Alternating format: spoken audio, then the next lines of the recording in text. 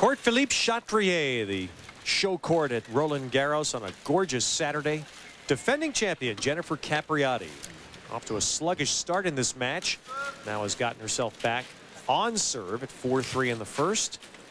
Capriati, the #1 seed, although she has just lost the #1 ranking in the world just 2 days ago, lost that ranking to Venus Williams. Nonetheless, an Australian Open championship. A fine start to 2002, and today meeting a foe that she beat in the U.S. Open last fall, Evie Dominikovic, who celebrated her 22nd birthday earlier this week with a victory here at Roland Garros that got her to the third round.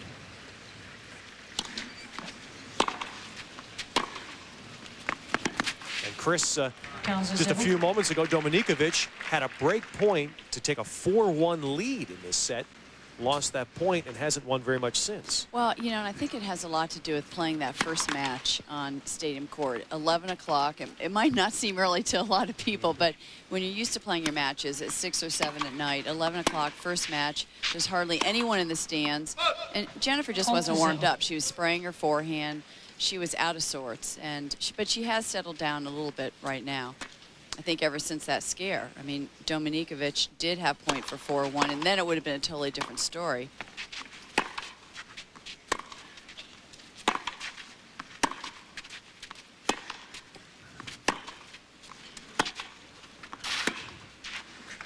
Well, as this week has gone along, this first week at Roland Garros, we've gone from cold, wet weather, where the balls were heavy, to now what's become very warm, very dry weather. And the courts play faster when it is dry. The courts play more like a hard court, and that's why the American women have been doing so well. Venus and Serena and Jennifer, they like the dry conditions. Speeds everything up, and their games are all power games. And now Jennifer seems to be moving better from side to side. She's gotten the kinks out. And perhaps Evie sensed that she had a big opportunity and she let it slip through her fingers, and now she's not the same player she was in the beginning of the first set.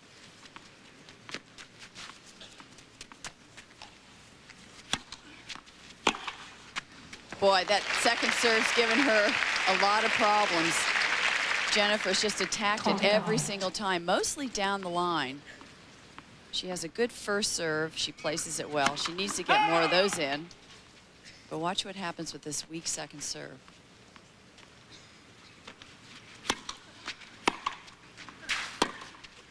And Capriati with her second consecutive break. And now she will serve for the first set. One of two women that have just taken over the tennis world, Jennifer Capriati and Venus Williams, in the last 2 years. They've traded #1 positions, I believe, 7 times so far. As recently as 48 hours ago, but they are the two, and clearly the two favorites here at Roland Garros, along with Serena Williams, who's suddenly emerged. And it seems, Chris, that if anyone breaks in through that trio, it would be a major surprise.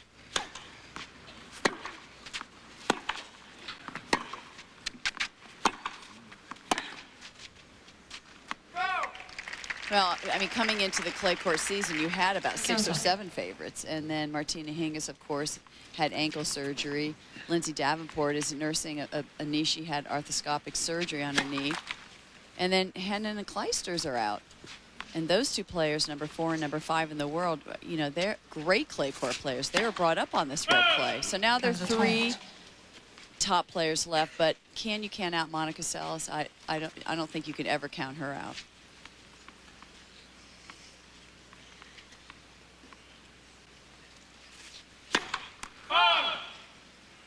Very quietly lurking Monica Seles, although she has a difficult match coming up in the round of 16 against a talented newcomer, Daniela Hantuchova.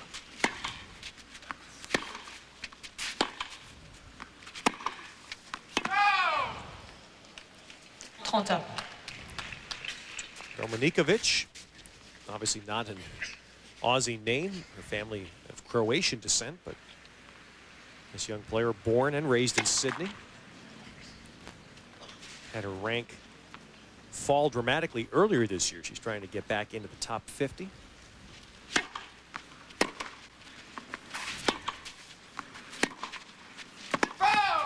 And last year at the U.S. Open, they played in the second round, and Dominikovic only won 2 games. Well, they've played twice, actually, and the first one was in the Australian Open where it was 8-6 in the third, but that was when Jennifer was just starting to come back, and then of course, the U.S. Open. So they've played in 2 probably center court matches, so that's going to help her here. That's why she came out not intimidated against Jennifer.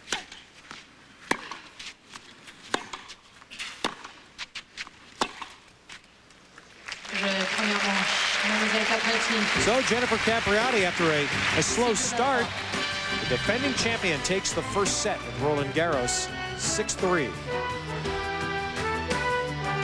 Weekend at Roland Garros. Glad you're with us here on NBC. Jennifer Capriati, defending champion, winning the first set from Evie Dominikovic. Capriati's previous match, she beat American Amy Frazier in what was an error-filled match. In fact, there were an astounding 11 consecutive breaks of serve during that match. Amy Frazier, she's a different kind of a player, though. I think they have a history of playing. She's been on the tour a long time, hits the ball so hard. And Jennifer, they're both trading some incredibly hard shots, and most often Jennifer would be the first one to make that error. But, you know, Amy Frazier, once again, she's been around a long time. She's not afraid of Jennifer's pace. She likes it.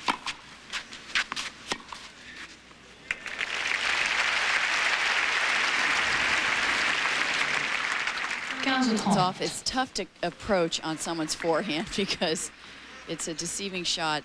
There, Evie could have gone either way.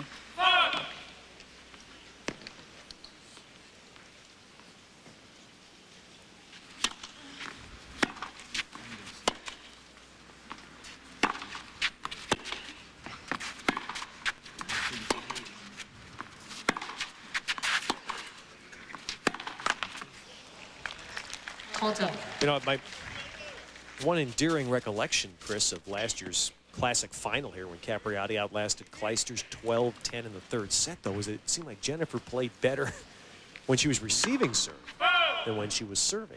Well, her best sense about her? Her best shot is her return of serve. I mean, that is her best shot. Her serve is a very good serve, but it's not in the category of a Venus Williams or Serena Williams. It doesn't have that power. But nobody has a better return of serve or passing shot, for that matter, than Jennifer.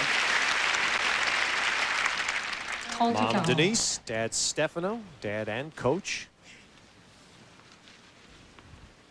Stevens over there. Stevens been hitting with her this week. Capriati's also had a wild card into the mixed doubles, Jennifer and Steven, but they were defeated in the first round. That's great. They've played 3 Grand Slam tournaments together and lost first round and still had a ball. You know, it's a good experience for Steven. Steven plays at the University of Arizona. Well, for all the latest French Open news and results, make sure to log on to NBCSports.com. We'll have exclusive analysis from courtside by both Chris and Bud Collins. You'll be able to vote for your choices to win the women's and men's single titles, all at NBCSports.com. 6 games in a row now for Capriati.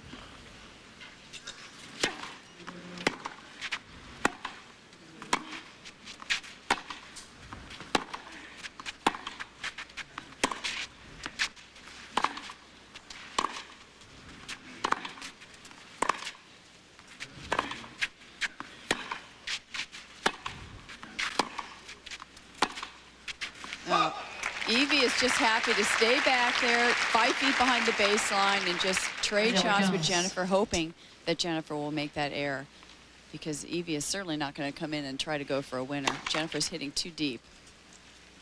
She's got good, solid groundies off both sides.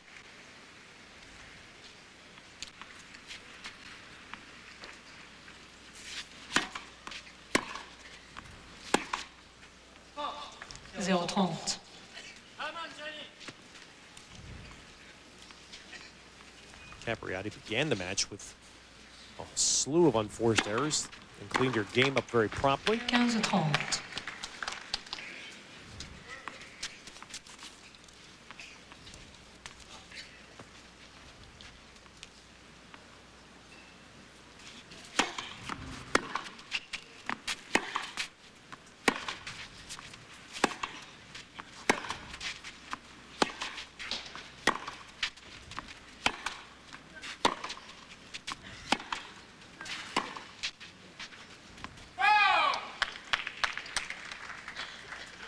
Jennifer's come into this tournament without a clay court victory, which is a little different for her. Usually, you know, she always has 1 or 2 under her belt.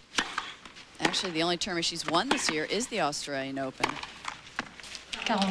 Whereas players like Serena and Venus and Monica Seles all have won clay court tournaments. So maybe she's coming in a little bit of a disadvantage. I always wonder about that because no one was as good on clay this year either as Justine Henin, and played so beautifully through the clay court season and then lost here in the first round. Austin was very sick. It wasn't anything more than she woke up with a head cold and just lost 6-love in the third. Just didn't have that energy left. Then Kim Clijsters had, you know, a bad match, and she said, my body wasn't, you know, I was tired. My body was feeling heavy, and I just couldn't get going. And these things happen, especially during a 2-week tournament. It's hard to be 100% mentally and physically every single match you play.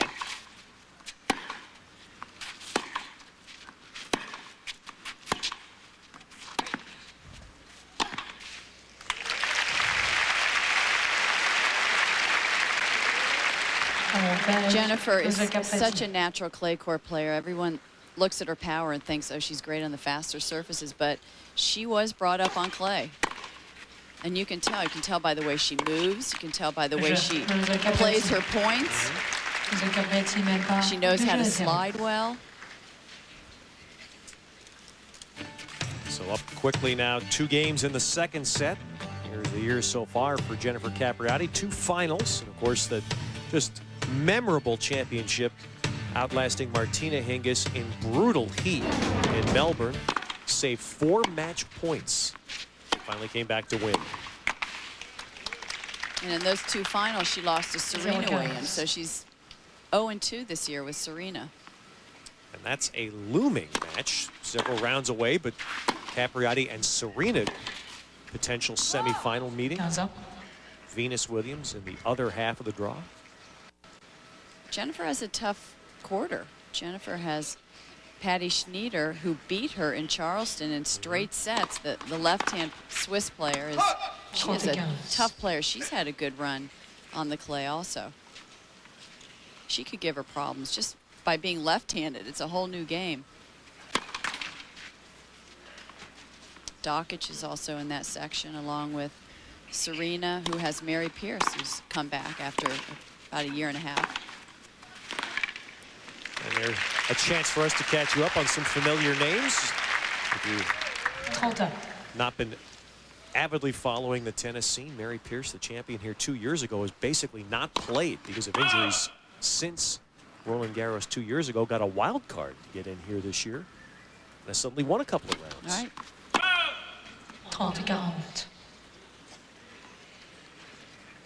One of the other fine stories is American Chanda Rubin, another player coming back from injury. She's already through to the round of 16. So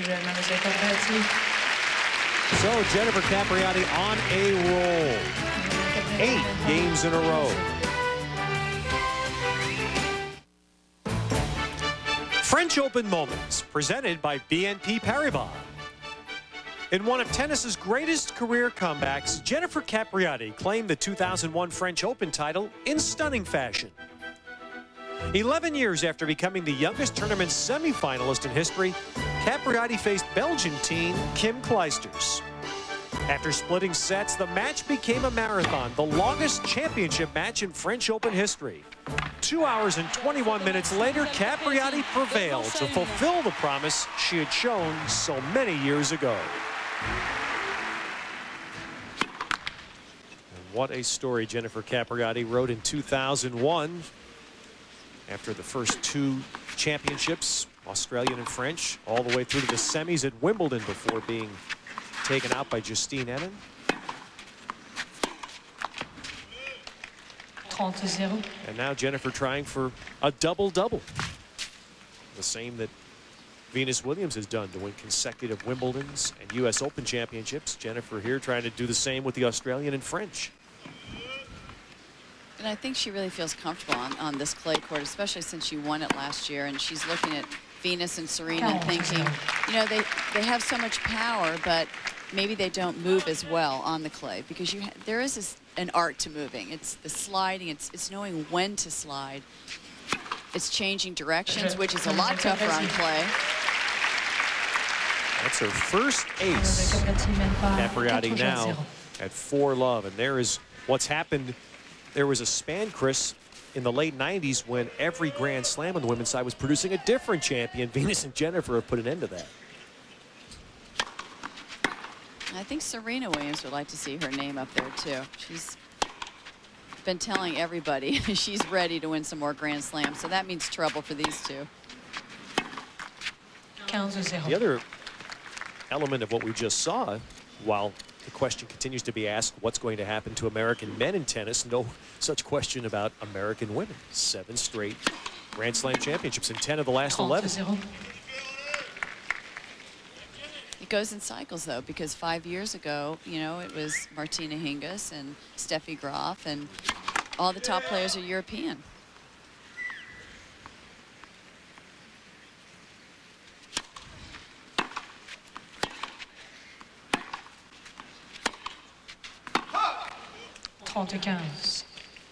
The other question it also raises, Chris, is you're at a point right now in the women's game where the top players appear to be dominant on all surfaces. All right. Well, the top players always won on all surfaces. I mean, it was only the men that were more specialized on specific surfaces. You had a Michael Chang who was great on clay but couldn't win on grass. And Pete Sampras was great on grass, couldn't win on clay. But these players are all court players, and they have all the shots. Yeah, you don't seem to see as many Specialized, clay court specialists yes, in the women's game as we do in the men's side. I think Arantxa probably will be the last one. Arantxa Sanchez, who has won the French Open.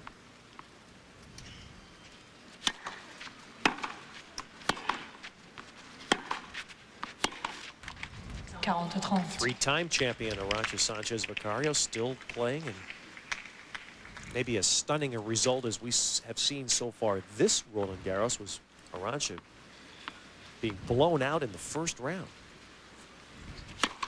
That's what happens when you get older and you've played, you know, 15, 20 years. You have good days and bad days. When you're young, it seems like all your days are good days. Arantxa lost love and won to Marta Marrero from Spain. And Evie, really, her game has fallen apart this set, and she's showing it with her body language. That's the difference. If you look at Jennifer Capriati, that first set she was down 4-1. She was still positive. You know, she still knew she could win.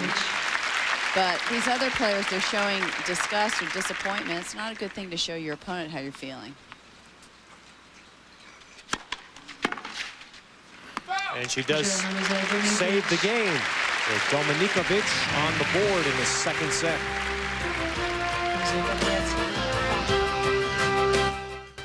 Defending champion Jennifer Capriati closing in on a trip to the round of 16 at Roland Garros. And right now, somewhere in Court Philippe Chatrier, let's join Bud Collins.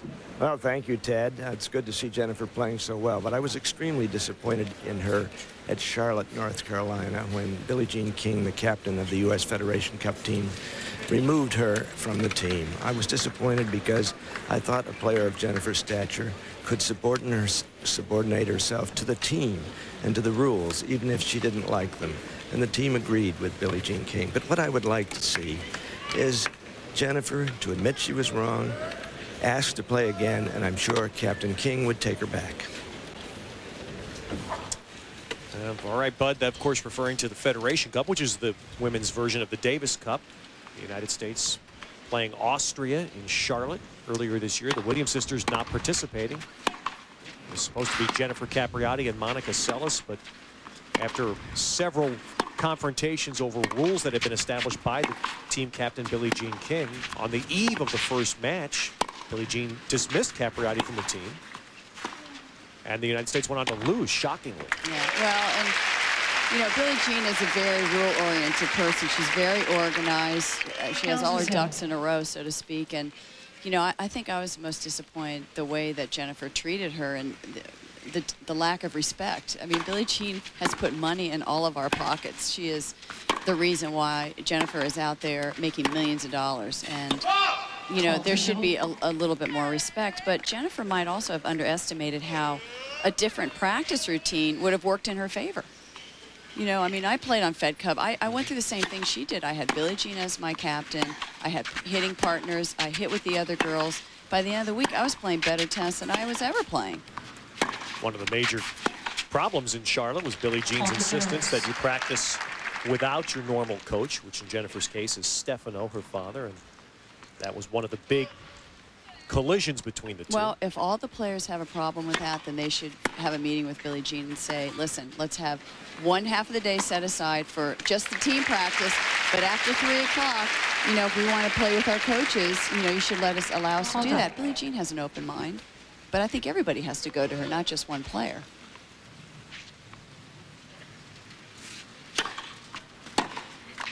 And the postscript was that obviously it was such an emotional turn of events that Monica Seles wound up losing her match. Megan Shaughnessy, who stepped into play the other singles match, lost, and the United States was out in the first round.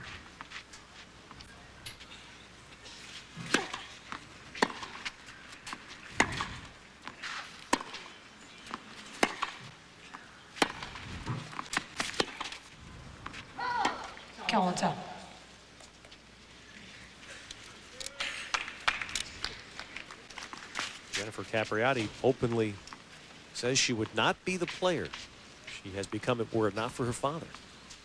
Has been her coach, knows, in Jennifer's words, knows the tennis part of my life. Well, and Stefano was never a tennis coach or a tennis pro. He never played the game, but he has studied the game, and he has learned a lot from Jennifer, who has had other resources, she's had other coaches for short periods of time, because I don't think they want her to get too attached to any specific coach.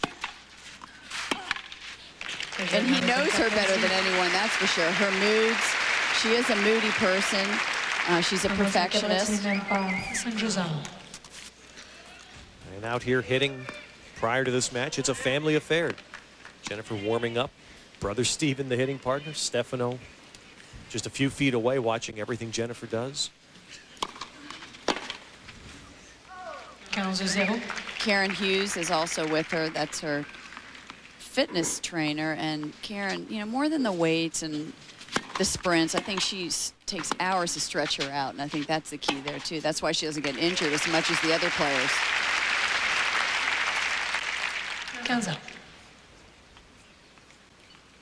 And the fitness, which was so key, of course, to Jennifer's rebirth last year. Never in more evidence than in Australia this year. Dealing with so the impressive heat. Martina Hingis with serving for the match, and the championship in the second set, and Jennifer ending up winning it in 3.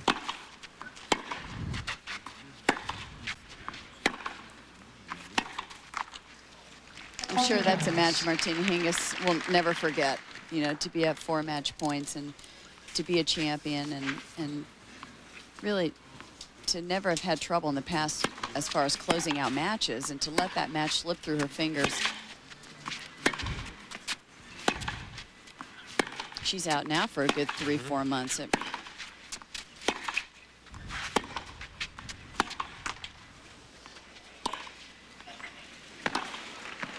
That's a beautiful change of pace from Evie. She felt that Jennifer was getting into too good of a groove there. And that ball went right outside the court.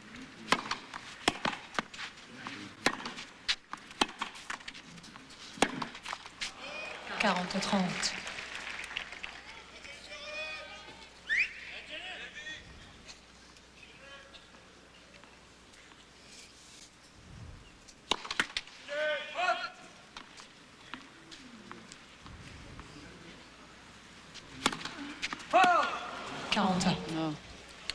Dominikovic had a wonderful win here in the first round.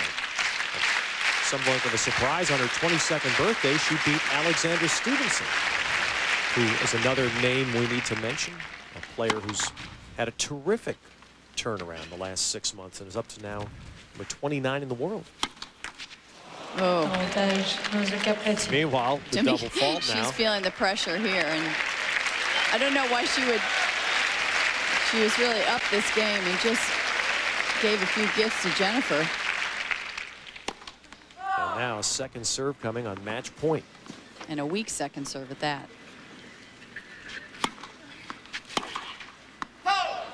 Of course, Jennifer is standing 4 to 5 feet inside the baseline.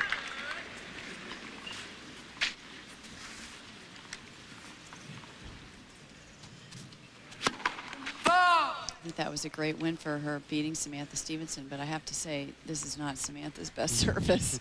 You know, she's a very good hardcore player. Did well at Wimbledon, but oh. Now it's Jennifer's turn to look at the line. But the nice story, Alexandra Stevenson has gotten herself back together Absolutely. in tennis. And Lasser Ulrich coming out of the chair says the ball was good. Well, there's always a mark. That's why they're getting their exercise up and down the whole match.